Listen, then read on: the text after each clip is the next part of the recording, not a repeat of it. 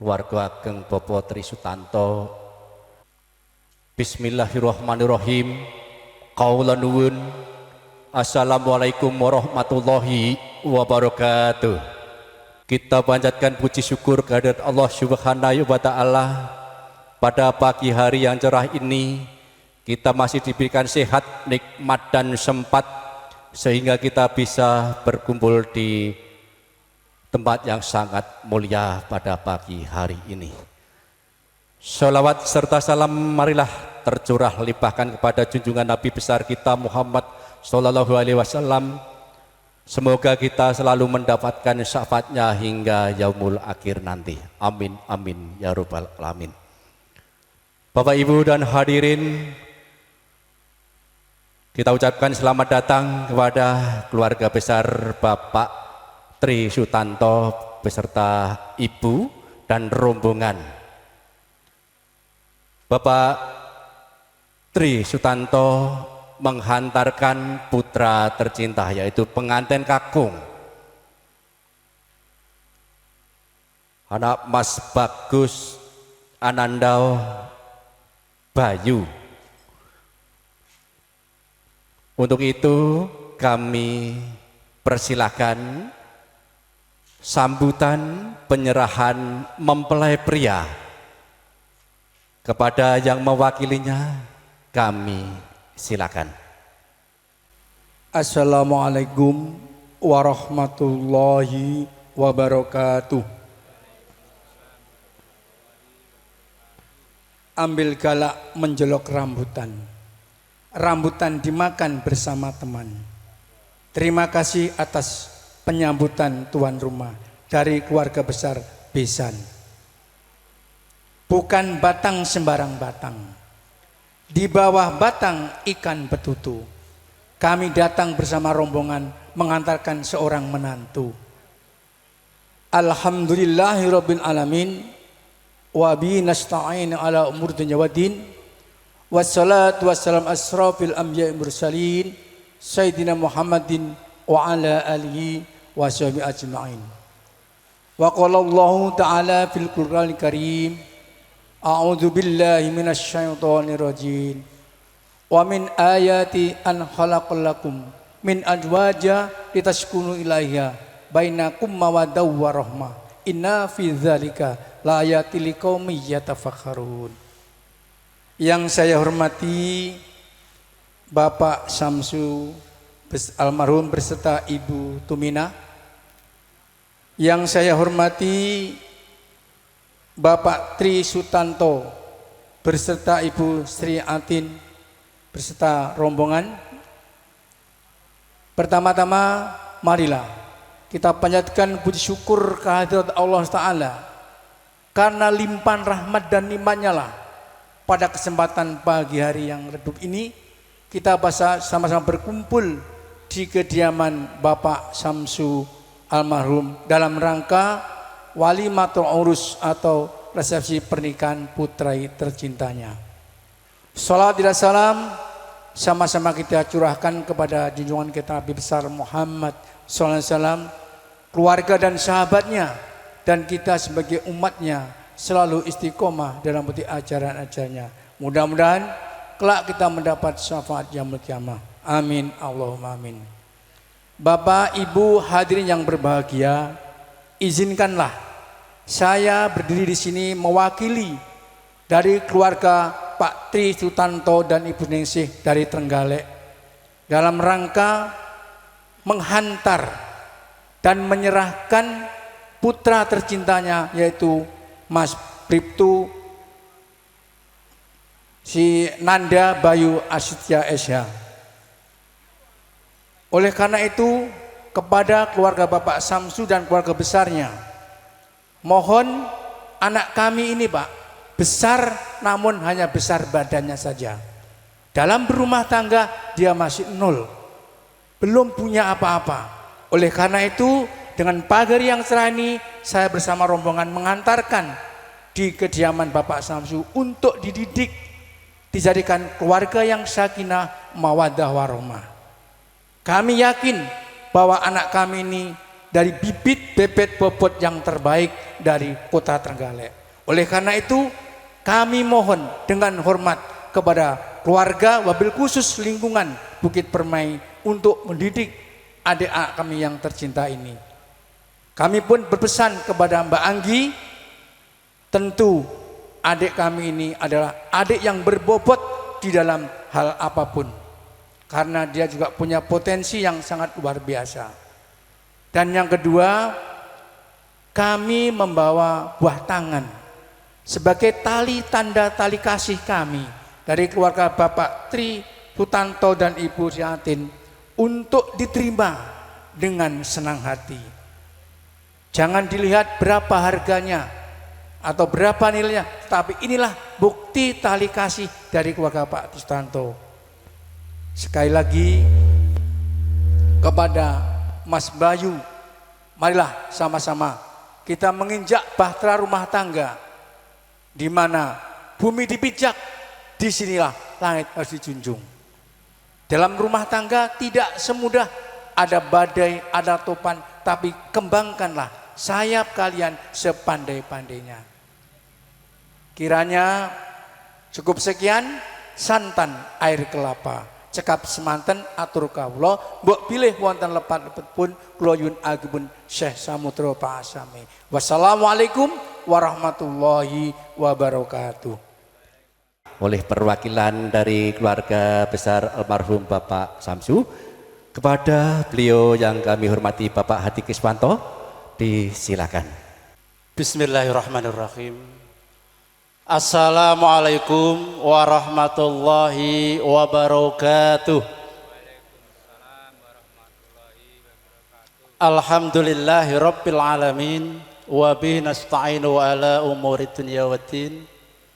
Assalatu wassalamu ala asrafil anbiya'i wal mursalin, sayyidina wa maulana Muhammadin wa ala alihi wa sahbihi ajmain.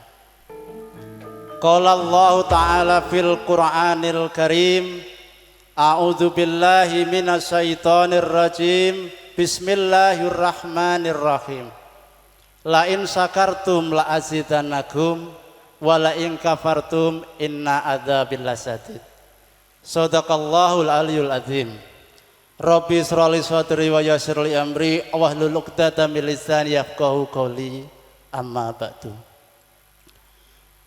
Para sepuh bini sepuh dan yang dituakan yang hadir pada kesempatan pagi yang cerah hari nan bahagia ini yang kami muliakan. Para ustadz, para kiai yang sepanjang hari menyanding kitab suci sebagai wahyunya ilahi yang kami hormati.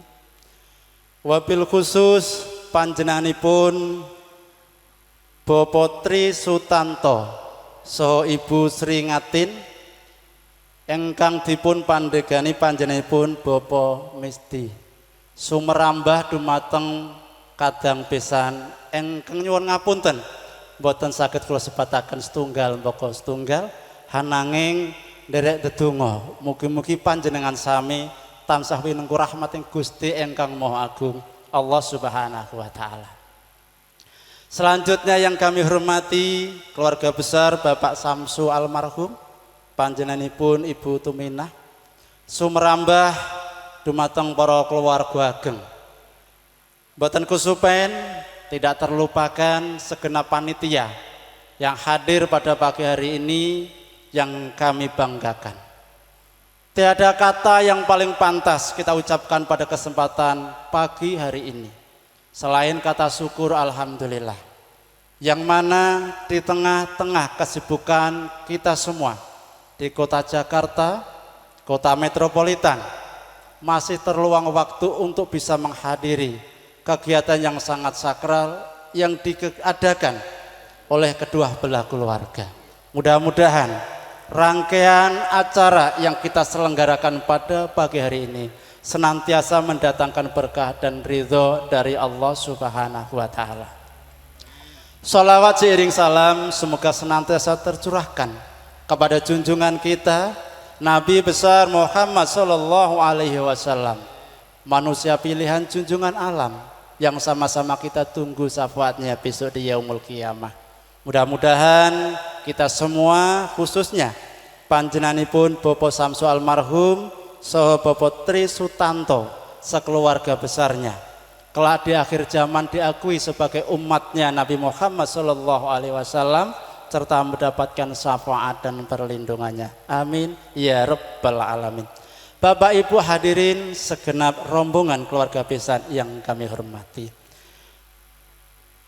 Sama-sama kita dengarkan atur pasrah dari Bapak Misdi mewakili Bapak Tri Sutanto, yang mana kalau tidak salah beliau mengantarkan putra tercinta anak Mas Nanda Bayu Aditya, seorang laki-laki pengantin dari keluarga laki-laki, dengan berbagai macam rombongan dan seserahan yang disampaikannya. Untuk itu perkenankan dan izinkanlah kami berbicara di depan panjenengan sami untuk menjawab apa yang disampaikan perwakilan atau ketua rombongan dari keluarga Bapak Tri Sutanto dan Ibu Sringatin. Yang pertama, tentunya suatu kehormatan, suatu kebanggaan bagi Bapak Samsu almarhum dan Ibu Tumini atau Ibu Tuminah, nama yang satu, dengan diantarkannya Nanda Bayu Aditya, karena inilah yang kami tunggu. Artinya rangkaian acara yang kami persiapkan, hadirnya panjenengan sami dengan berbagai macam bawaan, tanpa hadirnya Nanda Bayu Aditya tak akan ada artinya. Istilah Jawa mengatakan pada saat ini Ibu Tumini ibarat kejogrokan swarga madu. Itulah yang kami tunggu.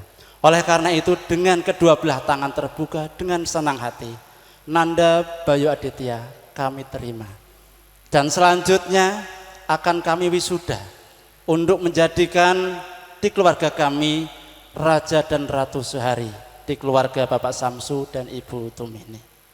Selanjutnya daripada itu kami mohon doa dan restunya dari panjenengan sami keluarga besar dari Trenggalek untuk memberikan doanya. Mudah-mudahan acara yang kami selenggarakan dari awal hingga akhir nanti bisa berjalan lancar, tiada halangan suatu apapun. Yang kedua, tentunya kami atas nama keluarga dari Bapak Samsu dan Ibu Tumini, apalagi mohon maaf Ibu Tumini seorang yang tidak bersuami saat ini, tentunya suatu kehormatan untuk memberikan didikan kepada Nanda Bayu Aditya dan juga Anggi Sukmawati. Marilah kita sepakati bahwasanya pengantin berdua nanti kita didik bersama. Bila mana kebetulan berada di Cibubur, kami koreksi tadi Pak, bukan Bukit Permai Pak ya.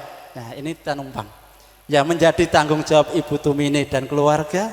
Namun apabila suatu saat Nanda Bayu Aditya dan Anggi Sukmawati berada di Trenggalek, Jawa Timur, tentunya dengan rendah hati pula kami mohon Bapak Tri Sutanto dan Ibu Sringatin memberikan didikan kepada anak kita bersama, dengan harapan mudah-mudahan bahtera rumah tangga mereka menjadi bahtera rumah tangga yang disyafaati oleh Nabi besar Muhammad sallallahu alaihi wasallam, sehingga menjadi keluarga yang sakinah, mawaddah dan warahmah.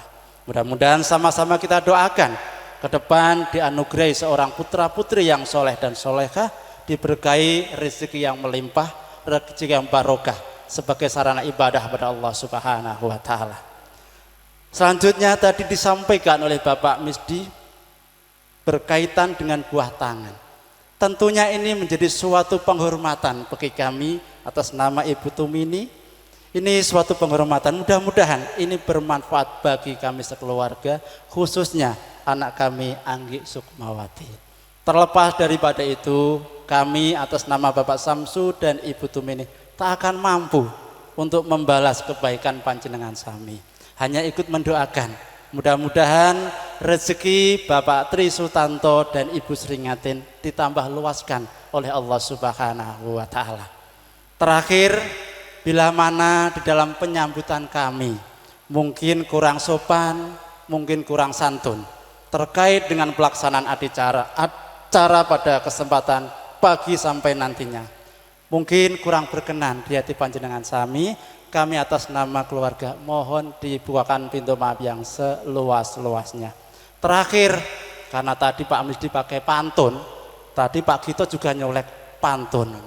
Pantunnya modern, Pak. Ikan sepat, ikan lele, yang cepat ora usah bertele-tele. Akhirul kalam billahi taufik wal hidayah. Wassalamualaikum warahmatullahi wabarakatuh. Untuk mempererat tali silaturahmi kami mohon dengan segala hormat Bapak Misdi dan Bapak Hadi silakan untuk berjabat tangan.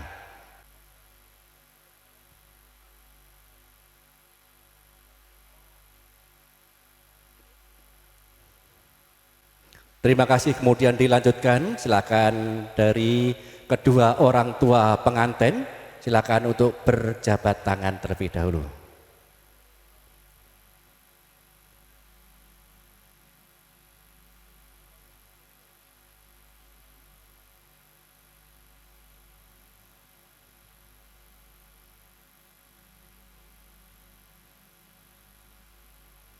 Baik, terima kasih.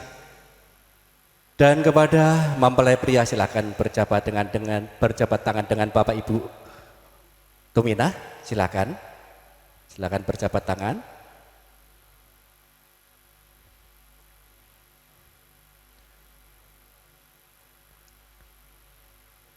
Sudah, terima kasih. Bapak Ibu dan hadirin, telah kita ketahui bahwa keluarga besar dari Mas Bayu membawa begitu banyak barang bawaannya, oleh-oleh yang nanti akan diperuntukkan untuk mempelai wanita. Untuk itu dengan simbolis kami silakan Ibu Seringatin untuk menyerahkan barang bawaannya hanya secara simbolis. Silakan diserahkan kepada Ibu Tuminah.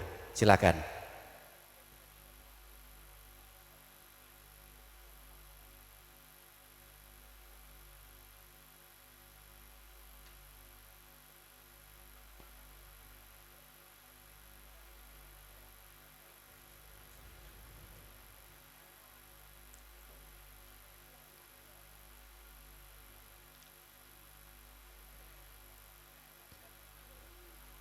Baik, silakan untuk tim fotografer untuk mengabadikan momen ini. Baik, cukup. Baik. Kemudian untuk untuk mempelai pria, silakan Ibu Tuminah untuk menggandeng beserta ibu beserta bapak, silakan menggandeng putra. Silakan. Bapak Ibu Tuminah silakan menggandeng mempelai pria untuk menuju ke dalam. Silakan.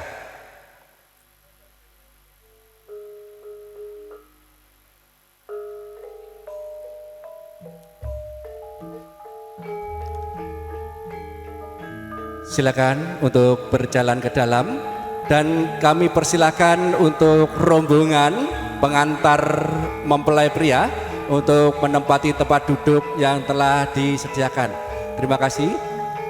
Mohon untuk among rawuh mempersilahkan rombongan besan untuk menempati tempat duduk. Dan untuk hantaran silakan untuk panitia untuk dapat menerima barang-barang hantarannya untuk disimpan nanti diperuntukkan untuk mempelai wanita. Silakan untuk rombongan besan menempati tempat duduk yang telah disediakan.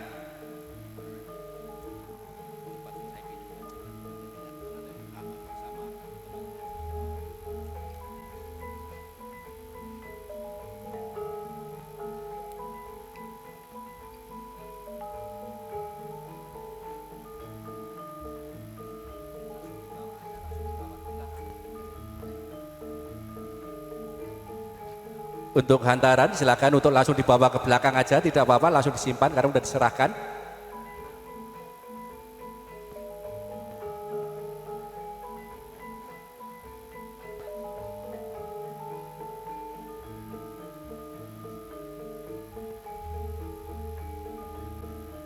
Silakan Bapak Ibu penghantar, silakan untuk dapat menempati tempat duduk yang telah disediakan.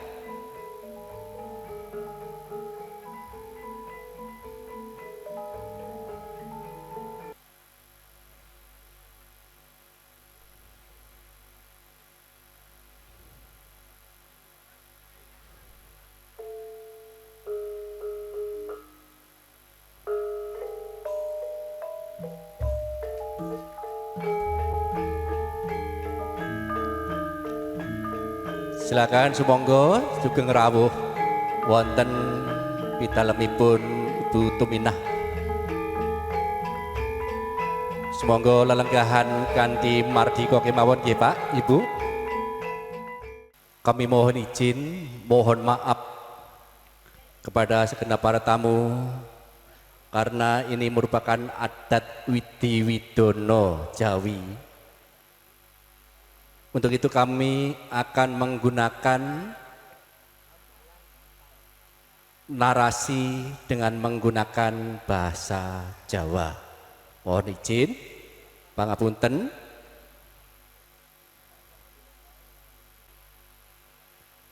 Bismillahirrahmanirrahim. Kawula nuwun. Assalamualaikum warahmatullahi wabarakatuh. Alhamdulillah, alhamdulillahirabbil alamin. Wassalatu wassalamu ala asrofil anbiya'i wal mursalin wa ala alihi wa sahbihi ajmain. Rabbi shrahli sadri wa yassirli amri wahlul 'uqdatam min lisani yafqahul qawli amma ba'du. Sagung para tamu, mugi linepatno ing sarusiku tinebihna ing bendu panyendu. Dene kula paripeksa kumawantun cumantaka nikas wacana kamardikan sagung para tamu kagung Sumana Putri ingkang sawekwawan pangandikan ing sasana punika. Para tamu ingkang kinurmatan, sumangga saderengipun kula dherekaken santi hasesanti murih mulyaning sesami. Nugroho saha sih kawilasaning Gusti ingkang murbeng dumadi. Mugia tumedhak tumanduk kajiwa kasalira mring jiwangga panjenengan sedaya. Talahan kula waradin sagung dumadi rahayu. Langkung-langkung dumateng pepunden kula ingkang hamengku gati warga ageng Bapa almarhum Bapa Samsu Ibu Tuminah. Boten kata lumpen kadang pisan kinasih keluarga ageng Bapak Trisutanto Ibu Sringatin sak pangombyong ingkang kinurmatan.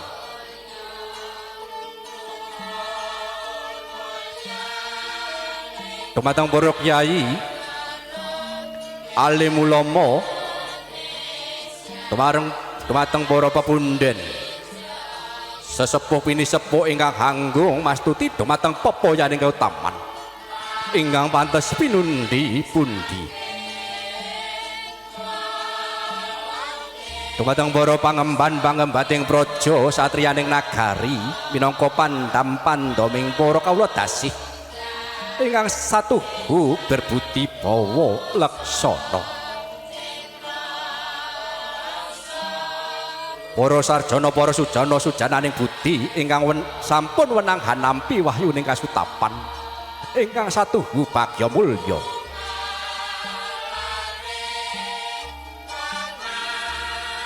Para kadang sutresna miwah kadang kinasih sumrambahing para tamu kakung Sumana Putri ingkang winengku ing Suka Basuki.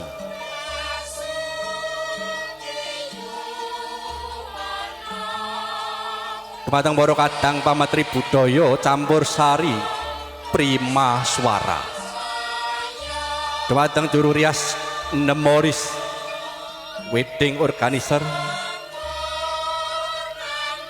Dumateng kadang kula dokumentasi cerah foto prima swara.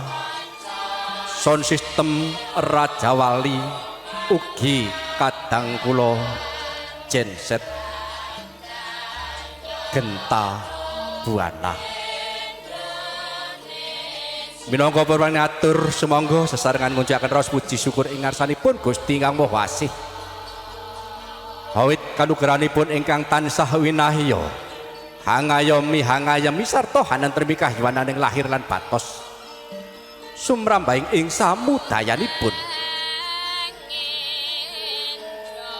Sholawat saha salam mugi kepareng kunjuk ing ngarsanipun Kanjeng Nabi Ageng Muhammad sallallahu alaihi wasallam. Kanthi pangajap mugi sapatipun tansah kelumebaraken dumateng panjenengan sedaya dalan kula ngantos wonten yaumul akhir samangke. Amin amin ya rabbal alamin. Para tamu ingkang winengku ing karaharjan, derek timbalanipun keluarga ageng almarhum Bapak Samsu Ibu Tuminah ingkang lenggahan dinten punika netepin darmaning asepuh Hangrakit Sekar Cempaka Mulya miwaha Siwi Mahargya Suta. Putra putrinipun ingkang hasasilih Roro Ayu Anggi Sukmawati ingkang sampun kepareng kajatu krama dening anak Mas Bagus Nanda Bayu Aditya. Putra kakungipun Bapak Tri Sutanto Ibu Sringatin. Dene icap kapulipun satataning nagari miwa agami. Alhamdulillah sampun kalaksanan kala dinten Senin wagi Surya kaping 16 Juni 2000 selangkung kirang langkung tabuh 8 kanthi lancar boten wonten pambengan satunggal punapa. Wonten ing dalemipun Roro Ayu Anggi Sukmawati. Pramila ing mriki kula ingkang kajibah kinen handherekaken upacara panggih temanten kekudanganipun keluarga ageng almarhum Bapak Samsu Ibu Tuminah kanthi gagrak Surakarta Hadiningrat ingkang sampun kaprah lumampah wonten ing sakjawining kraton. Mula keparengna kula ngaturaken urut lampahing tata upacara adat panggih dawuhipun Roro Ayu Anggi Sukmawati kaliyan anak Mas Bagus Nanda Bayu Aditya ingkang sampun rinakit rinancang rinumpaka dening keluarga ageng Bapak almarhum Bapak Samsu Gotrah Kulawaksa. Adicara kapurwakan kanthi mijiling temanten putri saking panti busana kakanthi tumuju wonten ing sasana rinengga. Dene adicara ingkang kaping kalih nenggih bedol kembar mayang liru kembar mayang. Adicara ingkang kaping 3 nenggih mijiling temanten kakung saking Wisma Palerman tumuju wonten ing sasana panggih. Dene adicara ingkang kaping 50 nenggih panggih temanten sarimbit ingkang dipun lajengaken balangan gantal wiji dadi ugi kirap kanthi cara sinduran. Sasampunipun temanten kekalih prapta wonten ing sasana dampar kencana nuli kalajengaken adicara krubungan bobot timbang tanem jero kacar kucur dahar walimah ngunjuk tirta wening ingkang kapungkasan kanthi sungkeman utawi pangabekten. Sasampunipun adicara pangabekten paripurna nuli katutup kanthi Pambagyo Harjo Wilujeng ingkang badhe dipun sarirani panjenenganipun Bapa Hadi Kiswato.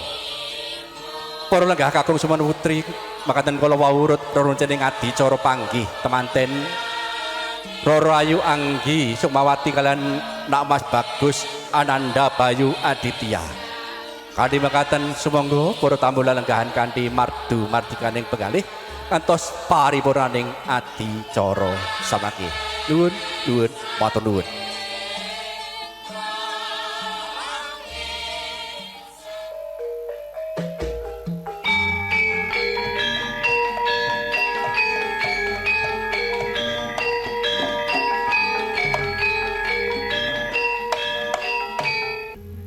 Atur uninga panggih temanten gagrak Surakarta Hadiningrat Roro Ayu Anggi Sukmawati kaliyan Mas Bagus Ananda Bayu Aditya badhe kapurwakan para-para ingkang sampun kawiji hamritetesaken panggih temanten kekalih kasuwun sawega ing gati satata ing diri.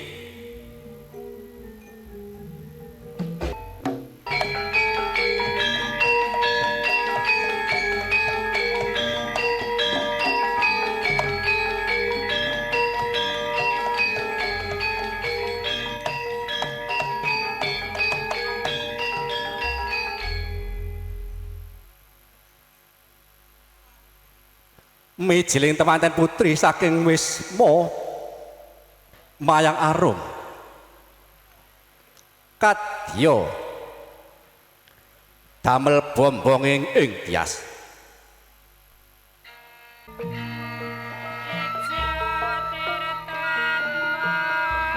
pinarung swarane pradangga kang munyo hangranging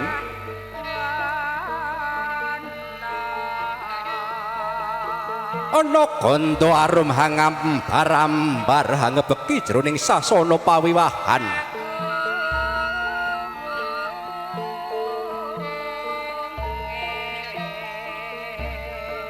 nulya kawranana teja hanguwung mawa praba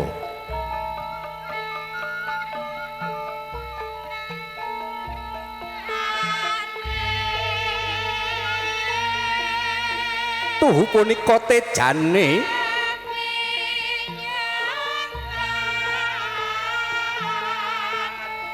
temanten ayu Roro Ayu Anggi Sukmawati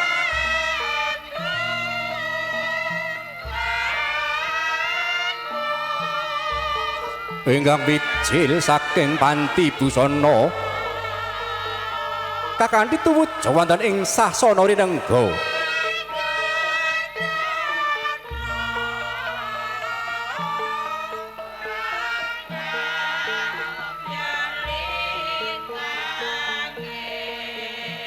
sampating busana ingkang hangemba busananing Prameswarinata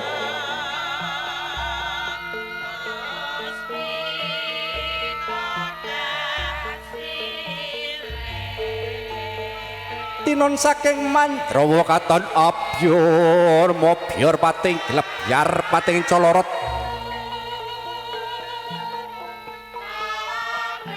katembuk ing pandam burung ingkang hangrenggani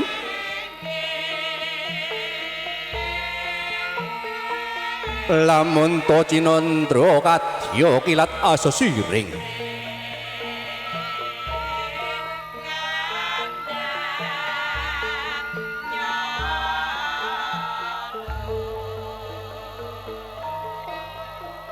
Ambocang Denira Lumaksana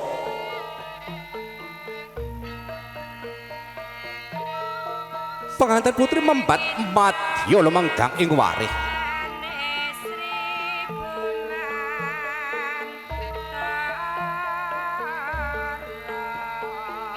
mila ewandana sumunu agilar-gilar kadya kencana binabar sunin naring netra andamar kanginan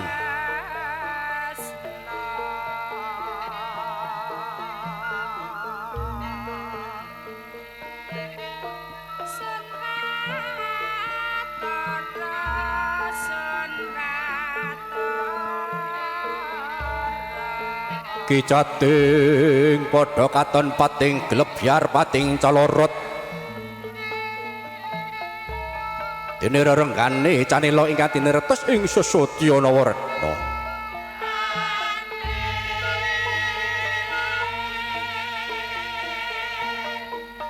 Winanda ing wardaya candrane kaya wedhu angga sastra lumaku ing wanci dalu.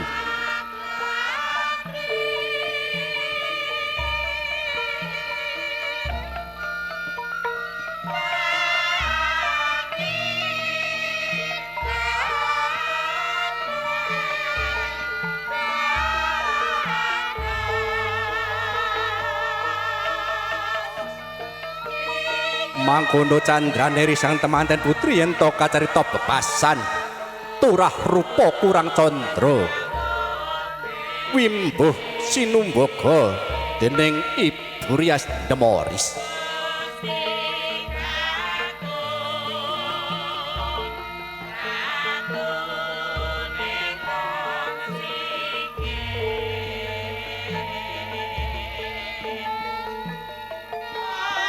Temanten putri cecundukan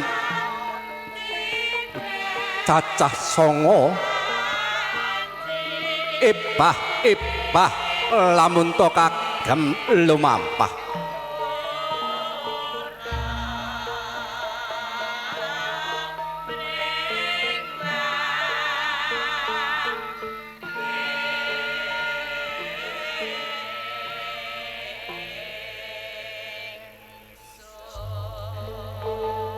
Prapten nguyan kang tinuju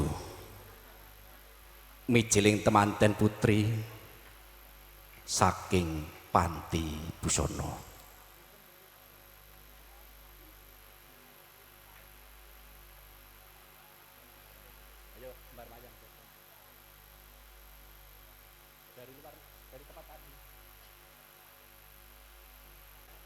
Liru kembar mayang kabiwado ungling gending ilir.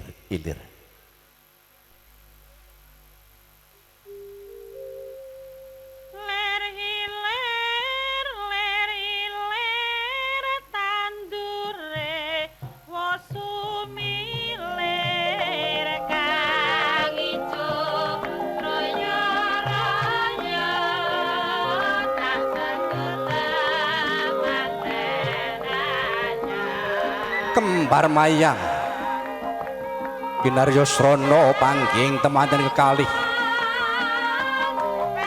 sinten to ingkang hangasta kembar mayang nenggih Nimas Ayu Cika saha Nimas Ayu Ela ugi Adimas Brian kalian Adimas Dava.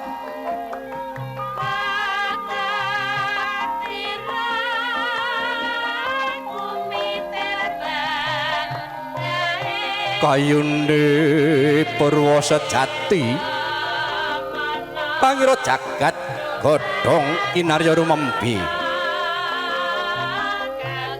kembang lintang saloga langit kasirat embun lan udan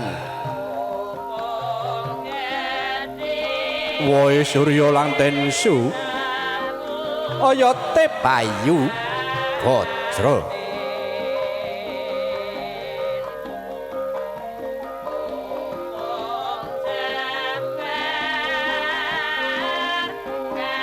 Kembar mayang temenan kaliroaken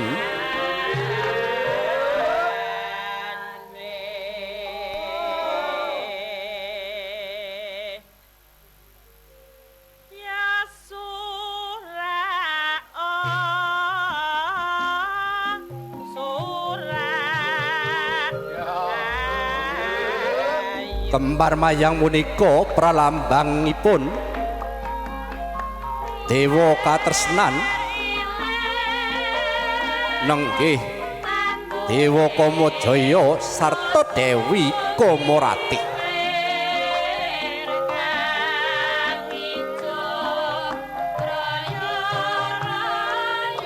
Kembar mayang kasebat Kalpataru Jayandaru ya Dewandaru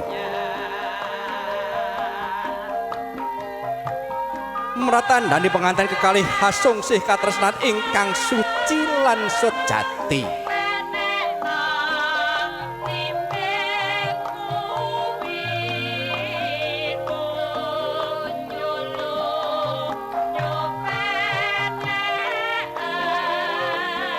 paripurna liru kembar mayang nuli kalajengaken mijiling temanten kakung saking Wisma Palerman tumuju wonten ing sasana panggih Gro jengkar saking Wisma Palerman temanten kakung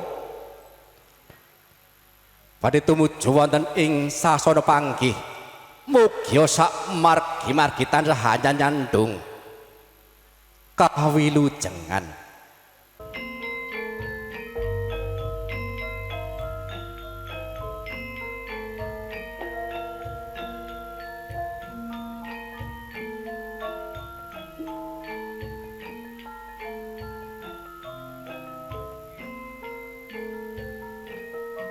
Kumanyar bawa prabawa kantar-kantar minur Gandawita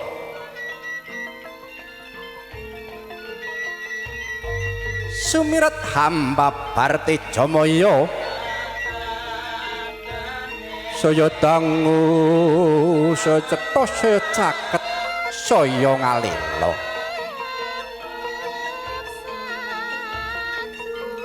Pranyata punika tejane temanten kakung Namas Bagus Ananda Bayu Aditya ingkang binarang para mijil saking Wisma Palerman tumuju wonten ing sasana panggih mubiar busananira temanten kakung ingkang hangimba busananing Nurpati lamun to kadulu katon agung mrabu miwah mrabawa agung ateges kebak ing kaendahan kang sanyata adiluhung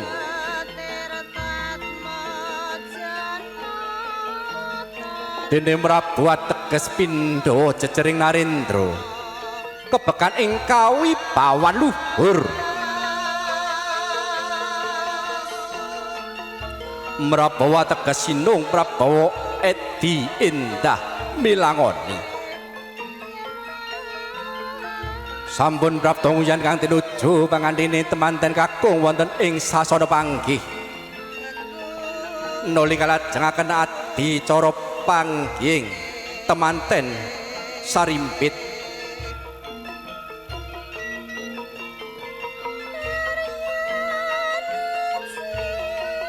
pangging temanten sarimpit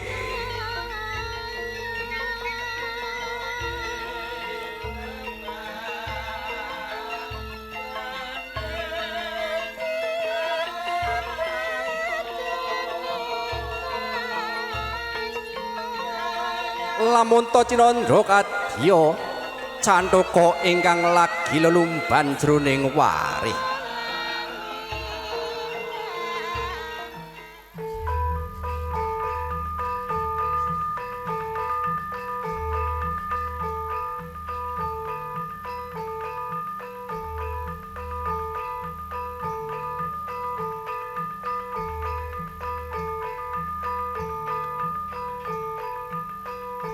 temu ing catur netra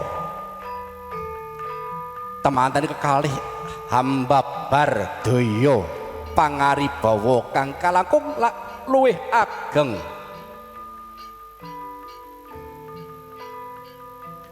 temanten kekalih samya hangasta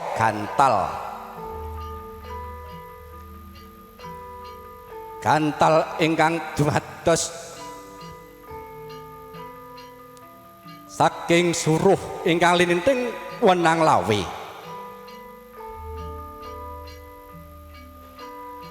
senajan to beda lumah lawan kurepe nanging inton ginigit padha rasane temanten kekalih arsa bebalangan gantal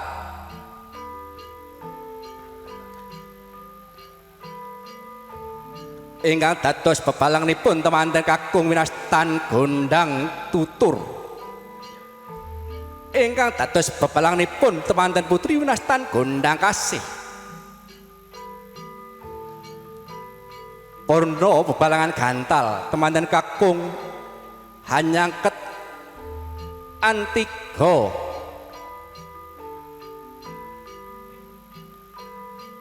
ingkang wonten sacerakipun Bokor Kencana kamangka wadhahing sekar setaman triwarna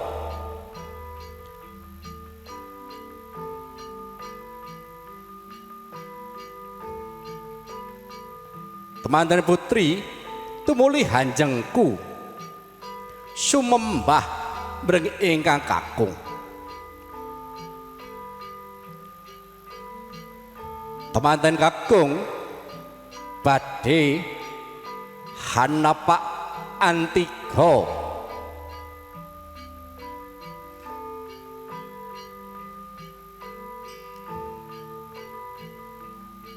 kanthi waosan bismillahirrahmanirrahim antiga tinapak padanipun temanten kakung pecah byor saknalika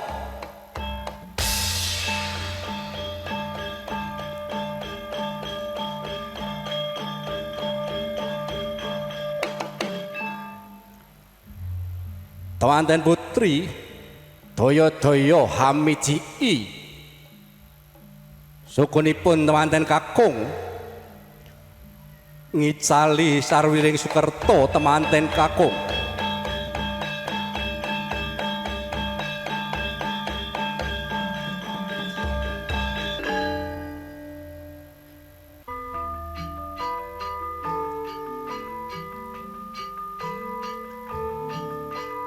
tondo bektinipun temanten putri dumateng temanten kakung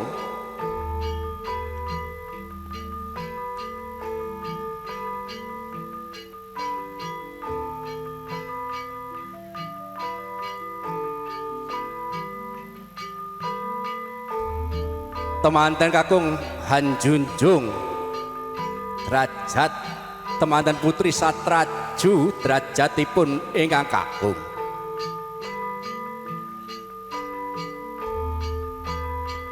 temanten putri hang lampahi adicara pradaksina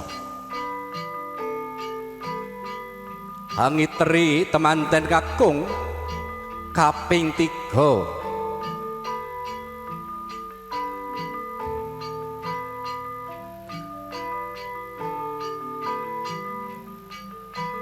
samangke satebih-tebihipun temanten kakung hangupadi rejeki ananging tansah enget mring garwa kinasih Roro Ayu Anggi Sukmawati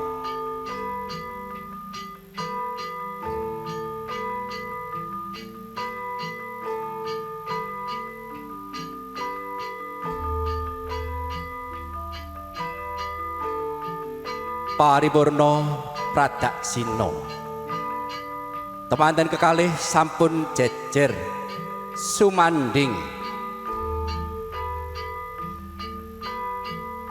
badhe sinekeban sindur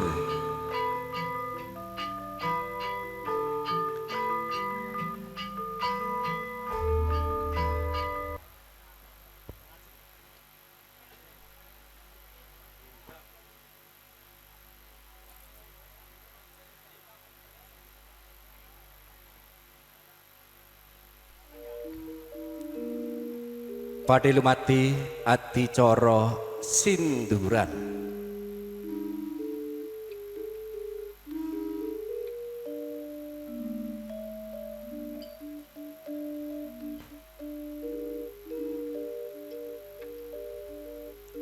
temanten kekalih badhe kakirap tumuju wonten ing sasana pinajang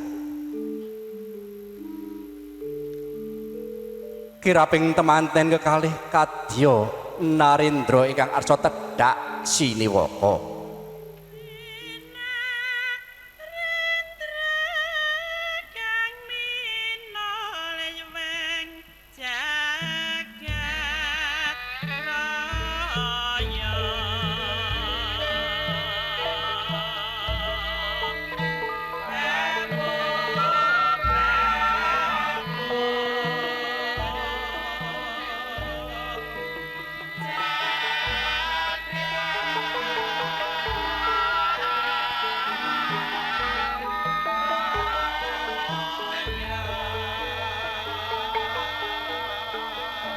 Sindur hawan ni rekta miwah seta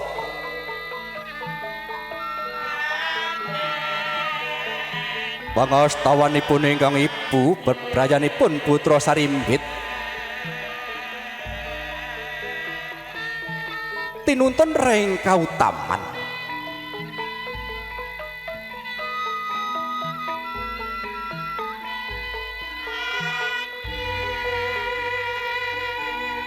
pinayungan Buti Rahayu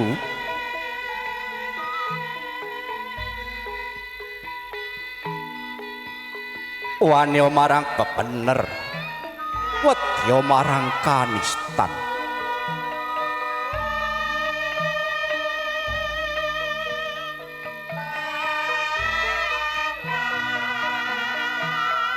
ingkang ibu ngridoaken sindur ing paukanan kerenipun temanten kekalih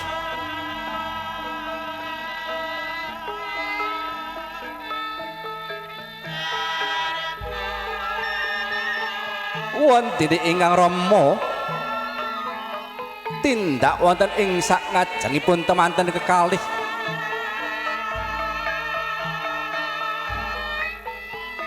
tumuju wonten ing sasana dampar kencana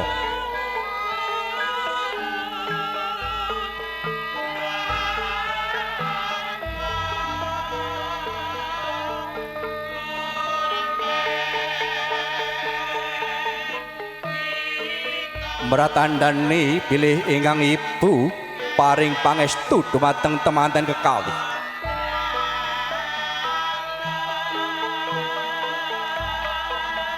wandene ingkang Rama tansah paring panuntun kados pundi margine gesang ingkang utami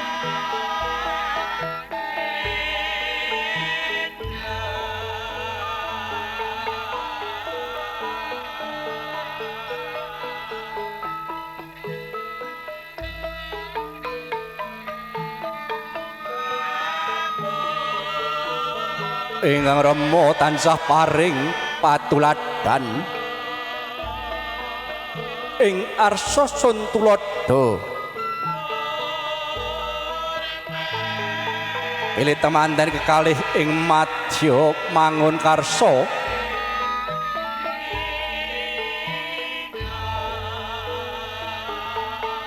wondene ingkang ibu tansah tutwuri handayani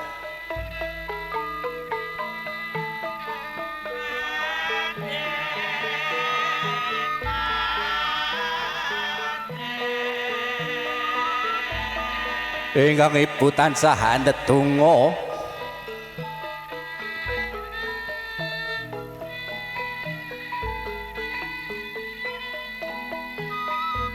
murih lestarinya temanten kalih anggenya mangun bebrayan agung tansah kalis ing rubeda sambikala cinaketaken ing karahayon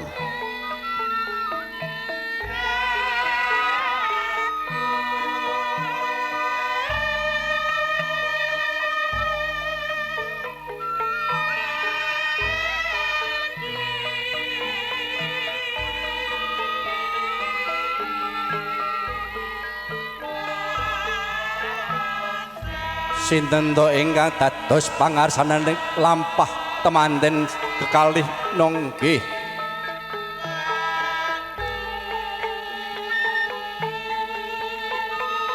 Raden Mas Agus Kamandaka ingkang mijil saking wewengkon Surakarta Hatining Rat ingkang sampun pono ing reh kabudayan.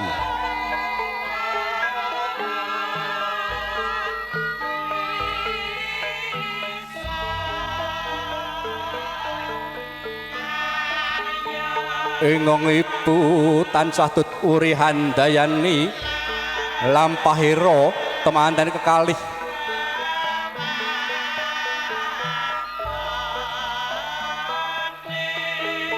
wonten ing madyane gesang sesarengan wonten ing madyane bebrayan agung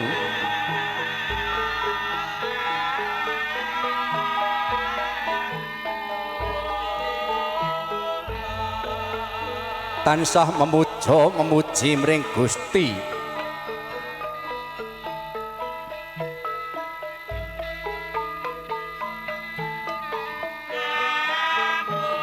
tansah ndedonga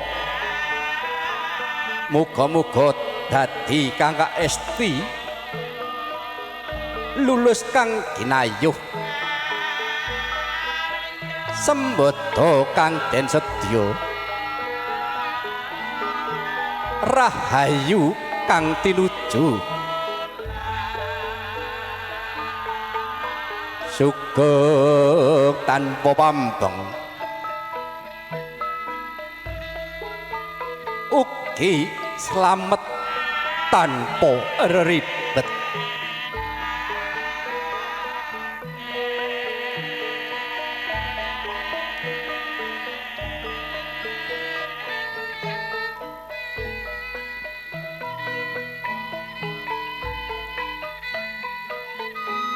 Sampun kawistara kiraping temanten kekalih prapta wonten ing sasana Dampar Kencana Sang Suba Menggala maptakaken dampar temanten kekalih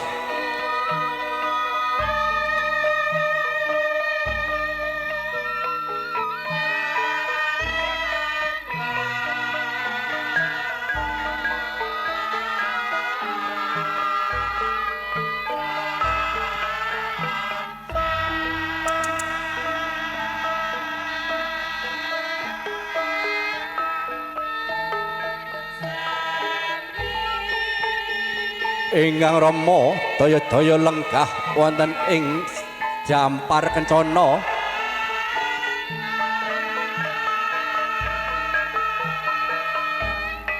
badhe hanimbang hanraju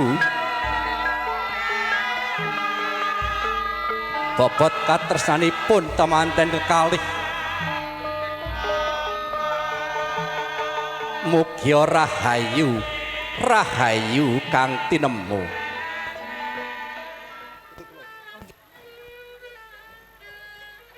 Pakne kepiye bobote Pak anak sakloron Bune Parangasaku bobot anak sakloron padha abote.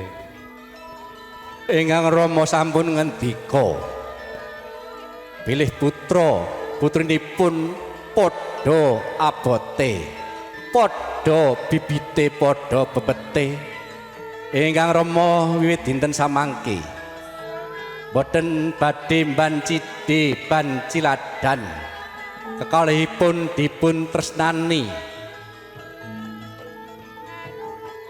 Ingkang Rama daya-daya jumeneng angasta pundhaipun temanten kekalih ingkang Rama badhe hamisuda mantepaken gesanging temanten kekalih wonten ing madyane gesang bebrayan agung sageta kalis ing Rubeda Sambikala kanthi dedonga mugi menika sepindhah kagem saklawase. Sumangga Rama dipun wisuda putra-putrinipun dados ratu sadalu raja sedina.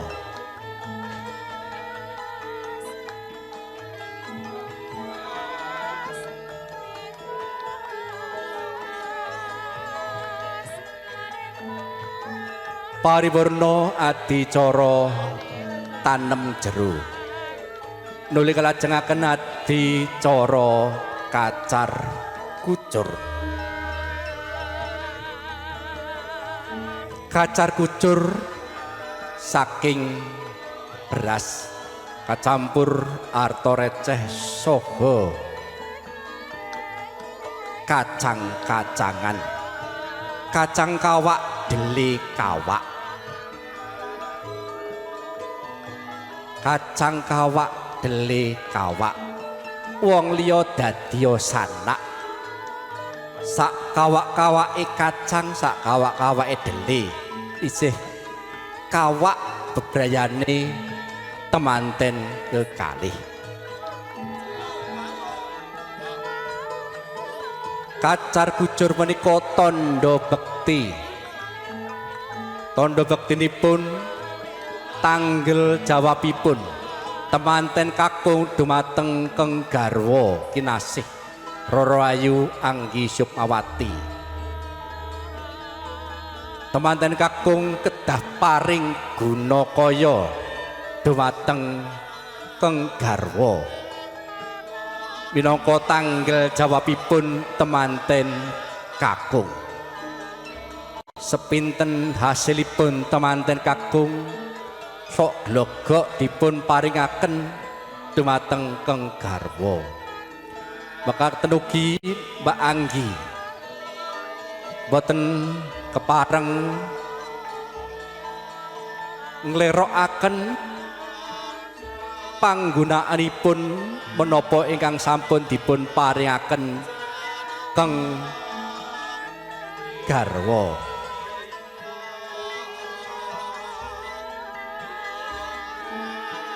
Kacar kucur nuli kaping sumsumaken dumateng Kanjeng Ibu menika tandha bektinipun temanten kekalih sanadyanto sampun gesang mandiri ananging tansah enget dumateng Kang Ibu.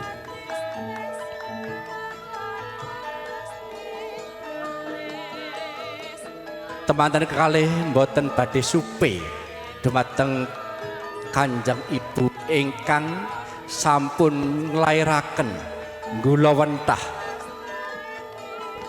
ngantos dewasa. Sampun semonggo dipun tampi.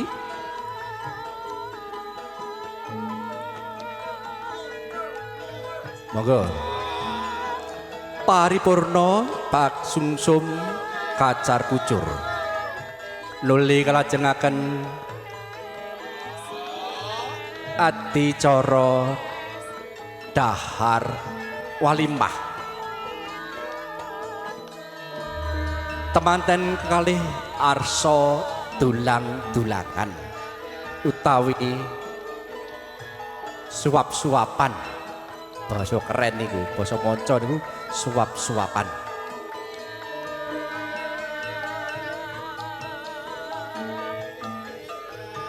Wasipun suap-suapan menika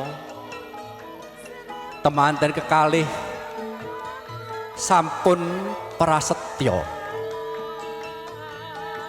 saling ngayami ngayani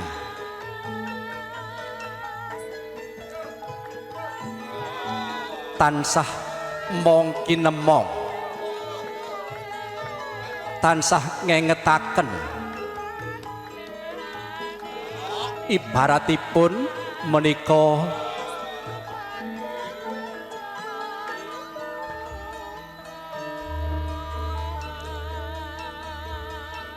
enak boten enak dipun tanggung kekalih.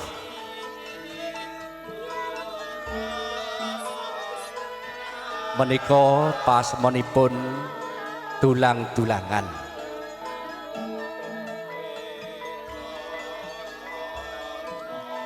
Menapa-menapa dipun penggalih sesarengan sak keluarga.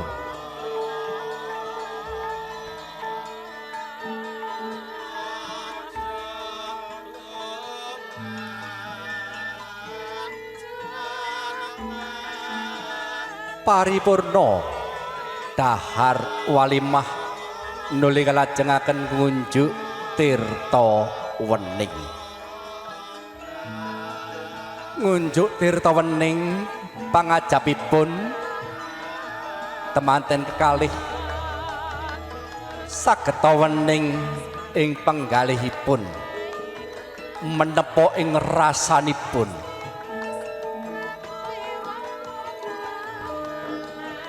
Wonten menapa kemawon mugi kapenggalih kanthi wening kanthi mendhep ing rasa. Temanten kekalih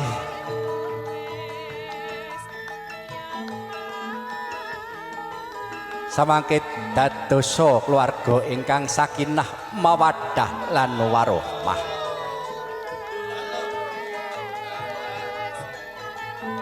Sageta pikantuk rejeki ingkang barokah melimpah ruah saged damel tumuju wonten ing tanah Mekah. Amin.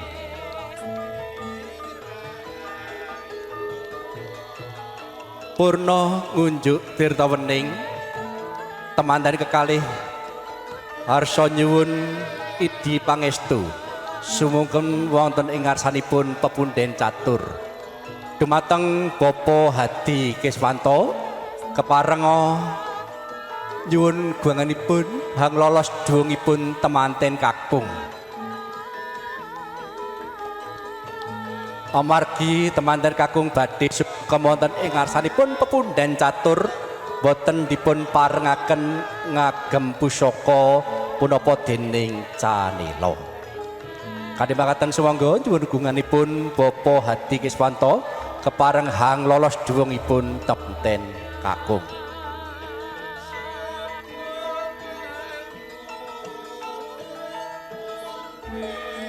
Lolos dhuwung.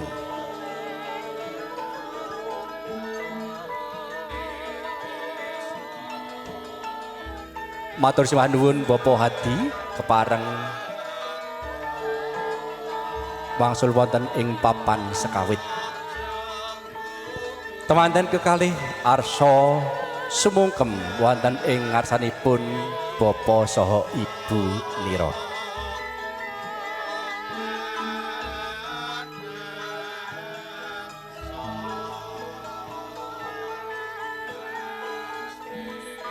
Temanten kekalih sumangkem wonten ing panggonipun Bapa saha Ibu kadya rinucit rucit jroning nala.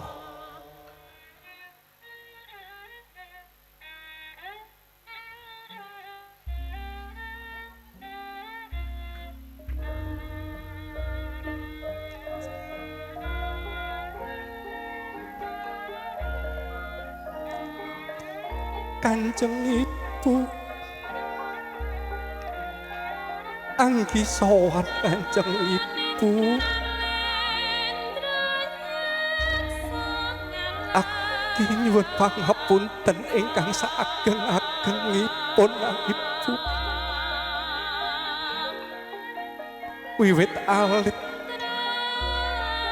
anggi dereng saged paring piwales punapa-punapa dumateng Kanjeng Ibu.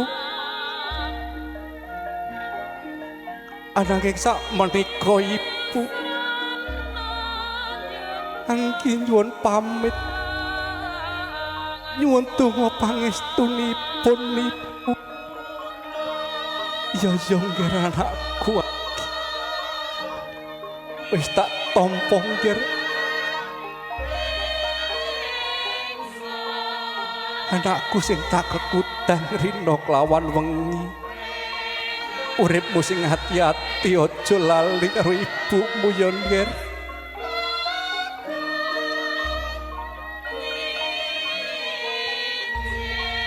Bapa kula sowan Bapa nyuwun idi pangestunipun.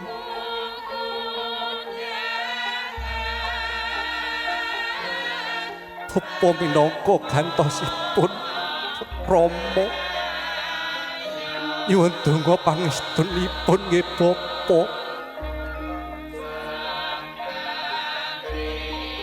Bapa sampun paring idi pangestu dumateng Anggi.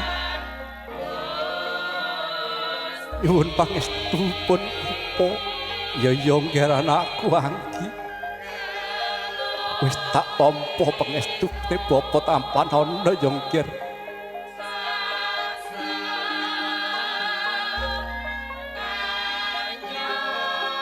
Wis nggih kono nggih.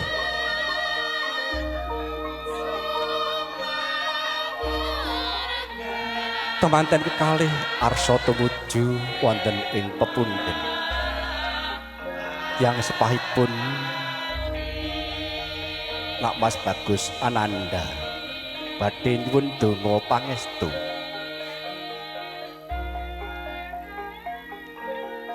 Ibu Ananda sungkem wonten ing ngarsanipun Ibu. Nyuwun pangapunten Ibu wiwit alit dumugi sapunika Ananda tansah damel cuwanipun Ibu dereng saged paring piwales punapa-punapa dumateng Kanjeng Ibu. Kula badhe nyuwun pamit nyuwun idi pangestunipun Ibu. Ananda badhe ngangayahi omah-omah kalian garwa pilihan kula. Ya Nak.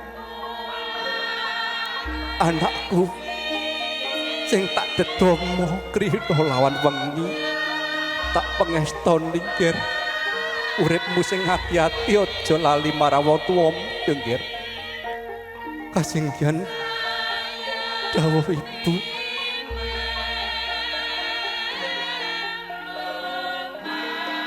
Rama kula ingkang sowan tumungkul wonten pepadanipun Rama. Nyuwun idi pangestunipun Rama. Nyuwun pangapunten kawula dereng saged paring piwales punapa-punapa dumateng Kanjeng Rama. Ananging sakmenika kula sampun badhe nyuwun pamit omah-omah kalian garwa pilihan kula. Rama nyuwun pamit nyuwun idi pangestunipun. Ya nggih anakku cah Bagus. Kekudanganing Rama lan Ibu. Rama mung duwe pangestu nggih. Pangestune Rama tampanana. Sampun paripurna manggah adicara sungkeman. Dumateng Bapa Hadi Kiswanto kepareng hamasangaken dungipun temanten kakung.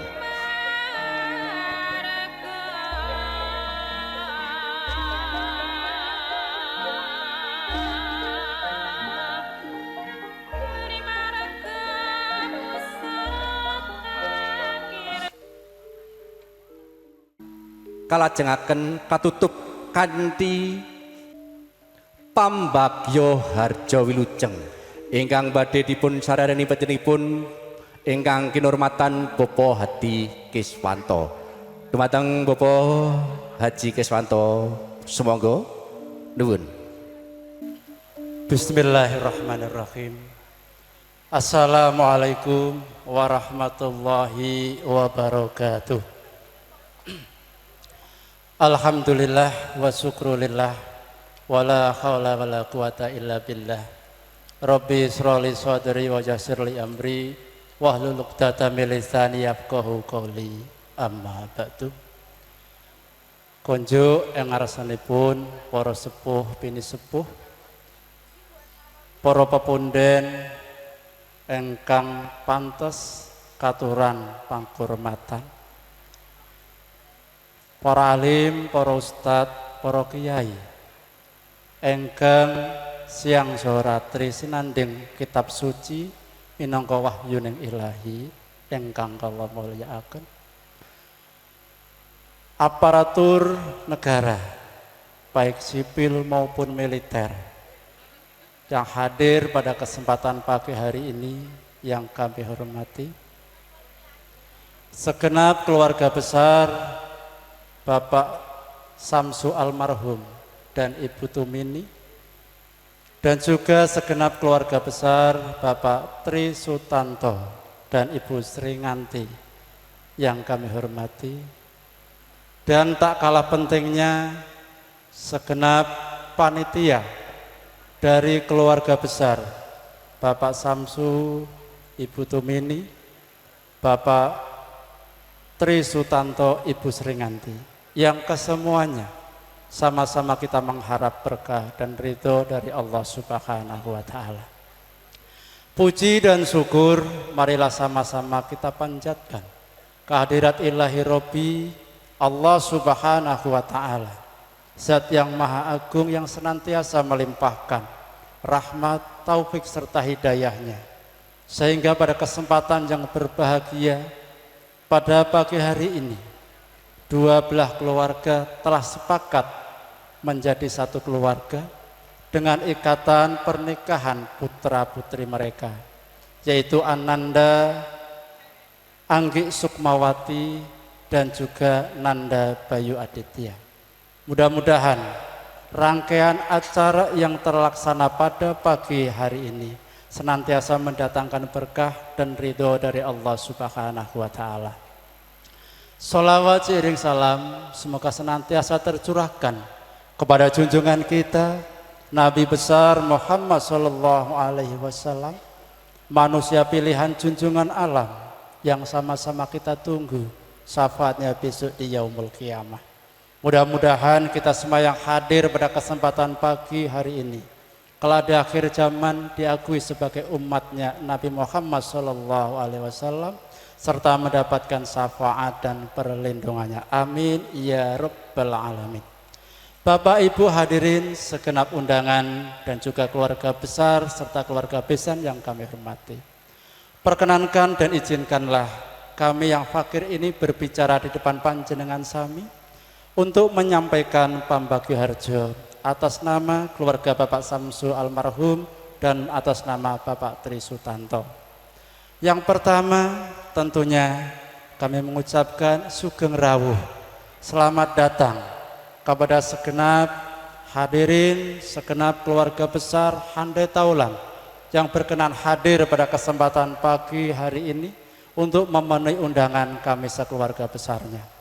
Tentunya hadirnya panjenengan sami pada kesempatan pagi menjelang siang ini sangat berarti dan sangat penting bagi kami, khususnya putra-putri kami. Mudah-mudahan hadirnya panjenengan sami teriring doa tentunya menjadikan berkah untuk pengantin baru. Mudah-mudahan ke depan pengantin yang baru kami wisuda menjadi raja dan ratu seharui pada hari ini kelak menjadi keluarga yang sakinah, mawaddah dan warahmah, dianugerahi rezeki yang melimpah, diberikan kepercayaan putra-putri yang soleh dan solehah. Selanjutnya kami atas nama Bapak Samsu almarhum dan keluarga besar serta Bapak Tri Sutanto sekeluarga besar, mohon maaf bila mana di dalam penyambutan kami baik tempat maupun hidangan yang kami suguhkan kurang berkenan di hati panjenengan sami. Kami mohon dibukakan pintu maaf yang seluas-luasnya. Selanjutnya pada kesempatan yang berbahagia ini, ucapan terima kasih pula kami sampaikan kepada tim pengusung untuk meramaikan resepsi pernikahan putra-putri kami, yaitu Campur Sari Prima Suara dan juga dalang nganten yang sudah kondang kaloko ing jagat sebelantika, yaitu panjenengan Bapak Yudo. Mugi-mugi berkah anggenipun gadah kawicaksanan. Mugi-mugi panjenengan Bapak Yudo senantiasa diberikan panjang umur, berkah fid dunya wal akhirah. Selanjutnya kami atas nama Bapak Samsu almarhum dan Ibu Tumini beserta Bapak Tri Sutanto dan Ibu Sringatin. Mohon doa restu panjenengan sami. Mudah-mudahan hajat panjenenganipun Bapak Samsu dari awal untuk melaksanakan resepsi pernikahan ini bisa sukses, tiada halangan suatu apapun sampai akhir nanti selesai kurang lebih jam 5 sore. Sekian yang dapat kami sampaikan atas nama Bapak Samsu almarhum dan Ibu Tumini serta Bapak Tri Sutanto dan Ibu Sringatin. Kami mohon maaf bila taufik wal hidayah. Wassalamualaikum warahmatullahi wabarakatuh. Matur sembah nuwun. Kanthi mekaten paripurna adicara panggih temanten Roro Ayu Anggi Sukmawati kalian Mas Bagus Ananda Bayu Aditya. Matur sembah nuwun kadang-kadang ingkang sampun hanyeng kuyung. Injih menika saking Prima Suara, saking Semar, saking Demoris, saking Rajawali, saking Genta Buana, saking Demoris, kula piyambak Yudo Carito. Kula hanglenggono jejering titah sakwantah jalma walaka ingkang boten uncat saking lenaning kaprayitnan taksih kathah klenta-klentunipun atur keladu ing tutur kanthi mekaten nyuwun agunging pangaksami ingkang saageng-agengipun. Nuwun matur nuwun. Wassalamualaikum warahmatullahi wabarakatuh.